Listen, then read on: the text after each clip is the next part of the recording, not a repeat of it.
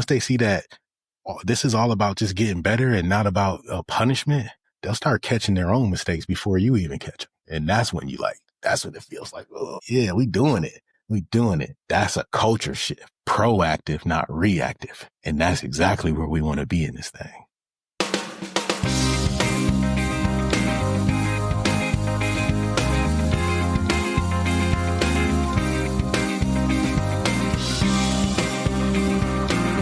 What's going on, Pizza fam? Welcome back to the Pizza King podcast. I am your host, Tyrell Reed. As always, we're here to give you tips, strategies, success stories, all the things to help you run a great shop. Last week's Takeout Tip was all about performing self-audits inside your pizzeria, why you need to do them, what to look out for, and how they can protect you and your business from bigger problems down the road. Today, we're going to take that a little bit deeper. Think of it like this. If last week was the why, this week is going to be the how. I want to talk to you about how to prepare for your first audit, what to look for in every area of your restaurant, how to document it, how to make the adjustments, and how to follow up so that the work actually sticks, right? If you're ready to run your pizza shop like a pro, this is where it starts. If you've been rocking with me, then we're already counting inventory. We're already checking our cost of goods. We're already doing all of these things. This is the next step. This is the next level. This is all the stuff that I did in the corporate world. So this is what the pros are doing. So if you're ready, let's go on and jump in. First thing you need to do and first thing you need to think of is you, right?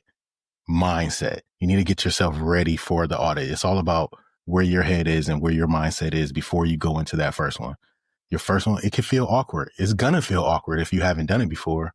You'll want to tell everybody that you're coming, everybody that you're doing it, tell everybody you're coming, what's happening. You want everything to be perfect, right? But that defeats the purpose. The goal isn't perfection. The goal is truth. We want to see what's really happening in the restaurant. So we need to be authentic with this. You want to see what your guest sees on a normal day. So start with your mindset. You're not there to catch mistakes. You're not there for the gotchas, right? You're there to find opportunities to improve, train, and protect your store. Tell your team ahead of time that this is about getting better. This isn't about catching anybody. It's not about writing people up or doing anything like that. You want them to trust you. If they trust your intent, then they'll take the feedback the right way and make the adjustments. Now, as you prepare for that first one, there's a couple of things that I want you to do even before you even step into the store. First, I want you to schedule it. Like, put it on your calendar. Once a month, treat it just like anything else that's important. Treat it like inventory. Treat it like payroll. Put it on your calendar, schedule it, stick to your schedule. Then I want you to choose your tool. We talked about it before. I like to use the app, the SafetyCulture app, iAuditor. It's great. You can take pictures, you can, enter notes, you can assign follow-ups and all of these things right from the app. But you don't have to start there. You can start with a simple checklist, print it out. You can start with a Google sheet. It doesn't matter. You just need to pick your tool and start. Then you want to create your checklist. Break it down into clear sections. Front of house, back of house, storage areas, bathrooms, management areas, offices, even, outside the store, like parking lots, patios, things like that. Signage, exterior, front of house, kitchen, dry storage areas, coolers, restrooms, all those things. You want to decide what time you want to do it. I recommend going early morning, not early morning, but I want you to go, in the morning or in the afternoon, mid-afternoon. So before lunch rush or after lunch rush is basically how we like to do it. Go before lunch or go after lunch. Don't try to do an audit during the rush. Number one, the team's going to be busy. You already know what your place looks like when it's during the rush. Any auditor can find a laundry list of not violations, but just things that are off during the rush. Don't do it then because you know what it's going to be like. Give them a chance. Do it before the rush. Do it right after the rush. Don't do it during rush. Don't do it during dinner. Maintain, give them a chance. You know what I mean? And then lastly, I want you to have your tools ready. Make sure you got your phone so that you can take photos. Make sure you have your checklist and a clipboard if you're going to do it that way. Make sure you got something to take notes on or an app to use for notes. You want to set yourself up to see your operation clearly without distractions, without having to go back to the car, without having to, take calls and make sure that you're not in a function. Don't try to do it when you're in a row. Don't don't do an audit. If you're scheduled, and I know a lot of us are still, on the schedule, in a function, that is not the time to perform an audit. Don't do that. Because if you still have to worry about the phones, or if you still got to take care of the oven, you're not going to be able to perform a true audit. So set yourself up for success. Now, I know what you're thinking, like, all right, T, that's cool, but I never done an audit before. I don't know what to look for. What should I be doing? Here's my advice. And I'm going to give you the things that I would look for, but most importantly, how I score it. I think that's just as important, because you want to maintain the, integrity in the program, and you want to make sure that you're actually seeing, what's there, and you can't rationalize with the point system. First thing you want to look for is on the exterior. I want you to take a look at parking lot. Is it clean? Is it maintained? What about the windows? I'm big on windows. That's my thing. Like, are the windows clean? Are the door thresholds clean? What does the patio furniture look like? Is it, in decent order? The dumpster, that's a big one. A lot of state health inspectors start to check dumpster. So when I'm saying exterior, I mean full exterior. Take a full walk around, because all of it is exposed. Can you see your ugly in the back? Like, the mop sink, is it gross? Is the dumpster lid closed? Is the grease bin well kept? Do you need to pressure wash outside? What does the concrete look like? How's your landscape? Take a look at those things. Then as you make your way in and you start to do your front of the house walk, are the floors clean? Are the tables and walls wiped and organized? Like the tables, chairs, walls, are they wiped down? Are they organized? Is it clean? Do you have holes in the wall? Is the music volume and the lighting consistent? What's the first thing you smell when you walk in? These are things that can be documented. Then we talk about going into the back of house. Are the temps logged correctly? Is everything dated and labeled correctly? Are the cutting boards and knives and cooking surfaces sanitized? Do you have sanitizer buckets in the right places? Are team members following hand washing and glove rules? That's a big one. That's an easy catch. Folks, that's usually the biggest one. Hand washing and, food safety and sanitation. Then we start talking about getting into our storage areas. And this is, and if you're doing it right, different things build on each other. So we know that if our food and our food on the line isn't properly dated, then we know that when we get to the storage, to our storage area, we're not going to be following FIFO rules, because things aren't labeled. Is everything covered? And, are things elevated off the floor? We have a 6-inch rule in Florida: 6 inches off the floor, 6 inches from the wall, 6 inches from the ceiling. Are chemicals stored properly? Are they next to food? Are they on the same shelf with food? Like, all of these things start to matter, and they're easy things for you to check. Bathrooms, paper towels, soap, toilet paper. Is it clean? I'm a stickler for hiding the ugly things in the bathroom, right? Like, I don't want to see the plunger, and I don't want to see the toilet brush, even though everybody knows that toilets get clogged and they have to be plunged. They get dirty. They have to be clean. Everyone's got one in their house. No one wants to see it when they're out having a dinner experience. No one wants to see it. Hide that shit. Put it away.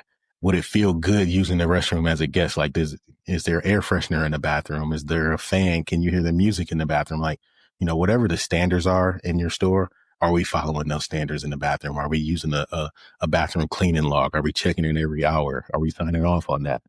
Whatever those things are, let's put it on the checklist and audit, regularly.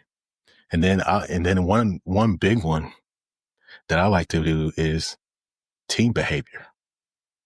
Are we answering the phones in the first 3 rings? Are we greeting every guest when they come in the door? Are the leaders visible and present and engaged? Little things like that. You'll start to find those issues in most of these categories. So just keep your eye out. Big ones: food safety, cleanliness, and organization. Those are the top 3. That's where we find the issues at. So start there, but build your checklist in a way that you want to walk your store. So if it's exterior, front of house, back of house, storage, bathrooms, or whatever it is, you just want to set yourself up so that you can have a nice smooth walk on your audit. You know what I mean? Have a nice smooth walk. And then we get into how to document these things, right? Documentation is what separates the casual walkthrough, which you do every day, from a professional audit. Like, you're always going to see things. Like, once you've done this long enough, you're going to walk in and you're always going to see something that needs to be corrected, something that needs to be changed, something that needs to be fixed. Somebody's not doing something right. Every single time you walk in, your eyes are just trained for it. Your brain is trained for it. You're going to hear things that you don't want to hear. Is the music too loud? That's all great, but that's your normal walkthrough, and you should be correcting those things on the spot. But when it's time to get your true audit in, you want to make sure that you're documenting everything, right? And that's why we use apps like SafetyCulture. That's why we use the checklist, and then we log it. But you want to make sure that you document everything. Look, you don't need, I'm not talking about paragraphs. You don't need paragraphs, full write up on every single thing, but you just need clean, clear notes. Use a simple yes or no point system. Some people will tell you, oh, we'll do ratings 1 to 5. If it's a little bit dirty, then it's a 2. And if it's, super dirty, it's a 1. If it's sparkling clean, that's too subjective. I like yes or no. Is it clean or is it dirty? Oh, it's kind of, no, then it's dirty. No, there's no, you can't have that in there, because that gives you room for rationalization. You know what I mean? We don't want to do that. We're talking about standards here. We're talking about standards. So standards is in compliant, out of compliance. In compliance, out of compliance. That's it. You know what I mean? Is the cooler temperature in compliance or out of compliance? Are the dates and labels in compliance or out of compliance? Yes or no? And if you're having trouble, here's a pro tip for you. If you're having trouble trying to figure out what things you need to put on your audit, go look at your state health inspection. And then just start with that. And then add in things that will push you to a higher standard. Don't just rock with the state inspection, because that's the bare minimum. You want to take it to a level of excellence. So you want to build in your own standards, and then add some brand things too. Like, the state doesn't care if your marquee sign is working. The state doesn't care if your back door is clean. You know what I mean? They care if you got your food safety books, and they care if your bathroom, your hand soap is and paper towel is stocked at every hand sink, and they care if your hot water is running at a certain temperature. But they don't care about deep cleaning. They don't care if you run your hands along the handle of the door of your make line and you can feel the flour. That's the kind of stuff I'm talking about. We're talking about raising the standard. So start there, and then take everything, not everything, but take as much as you can from that audit and elevate it to your standard.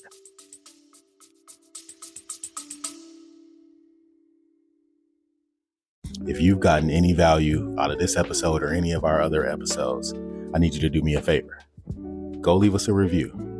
Every review on Apple, every 5-star rating on Spotify helps this show find more operators just like you, and helps them get that same value that you're taking away from this episode.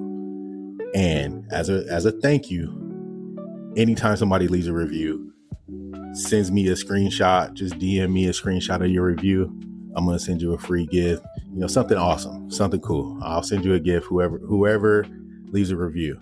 That's the challenge. Go leave a review, DM me a screenshot of it, and then I'll get you something. I got you something special from your boy. Now let's get back into the episode. Peace.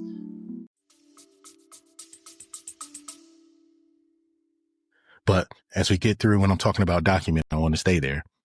Write short comments as you're going through, like, hey, cooler 2 temp missing, cooler 2 temp log is missing. Prep line was low, no sanitizer at the front of house sanitizer station. Write your notes so that you know what happened as you're marking it. Don't just put no is not in compliance and not give a why.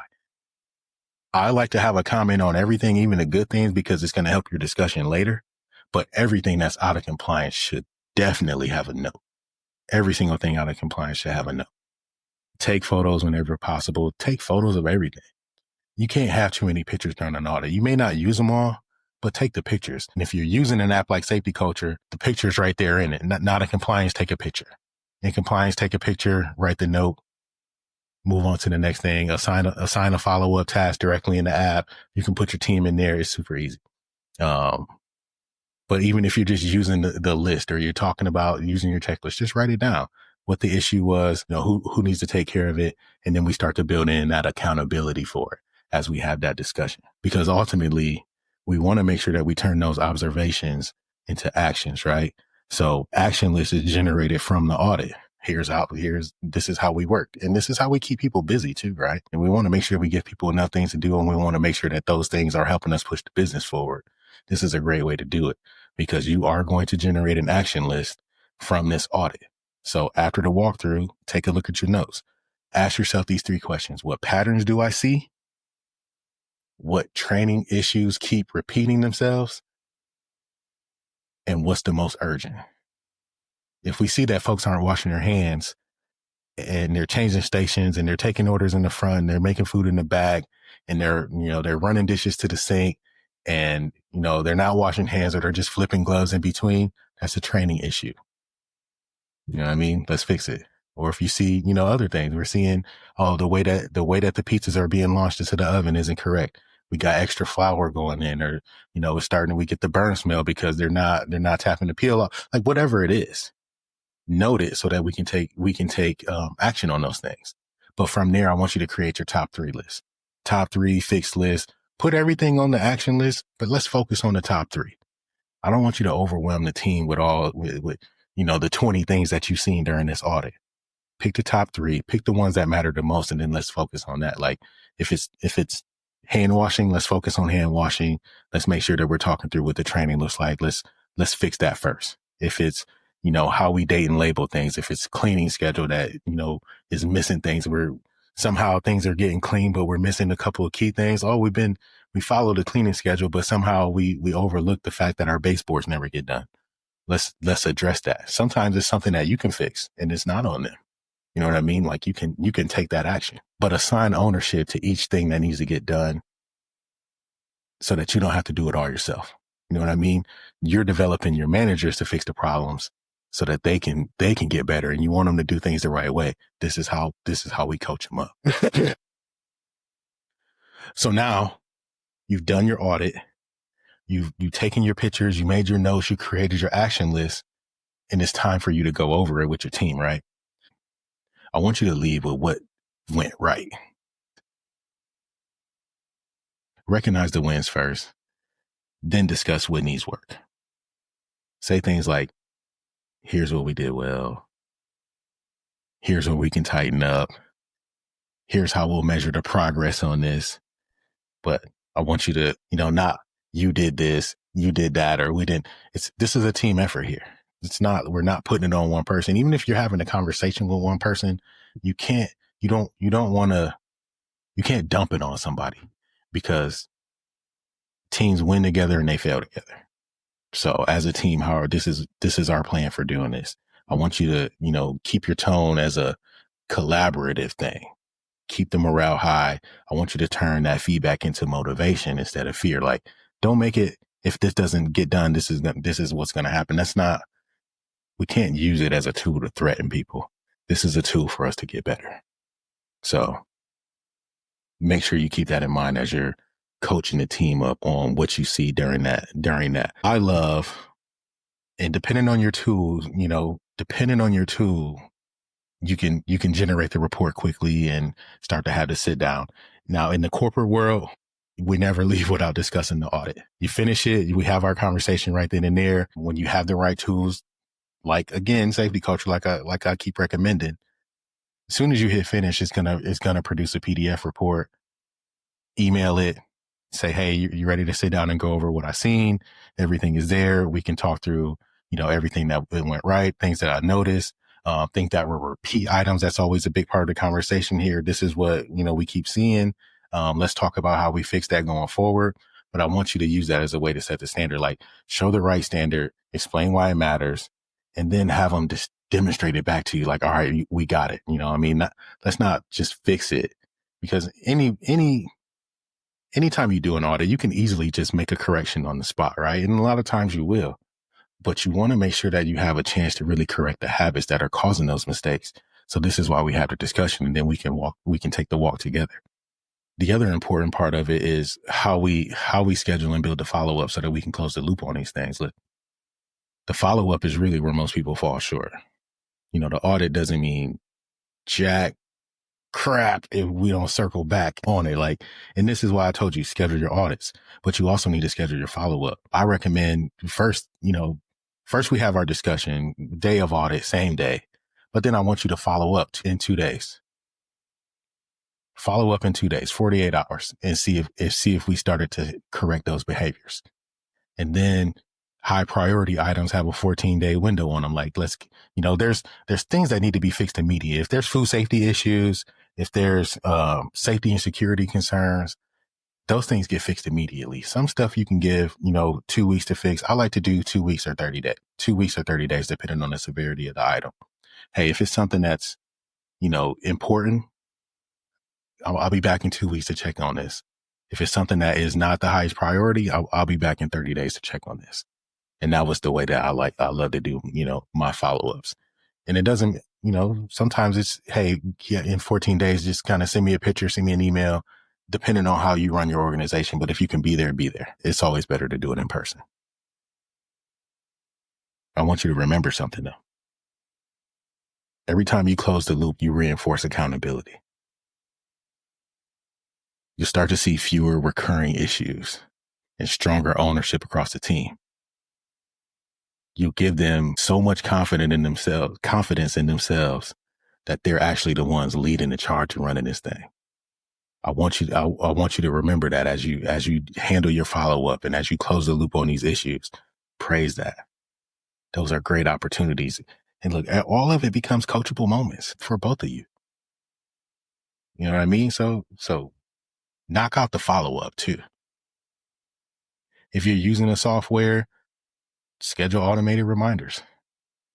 That's a great tool to use. Put it in the calendar. If not, block time on your calendar for each follow-up.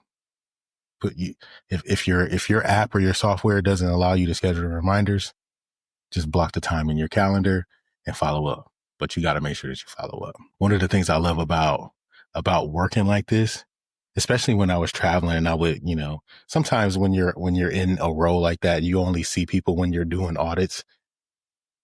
But that builds like culture. Like people, you knew that you were doing something right when they were excited to see you because I heard you last time. We fixed it. I can't wait for you to do the audit this time. And they never knew when I was coming.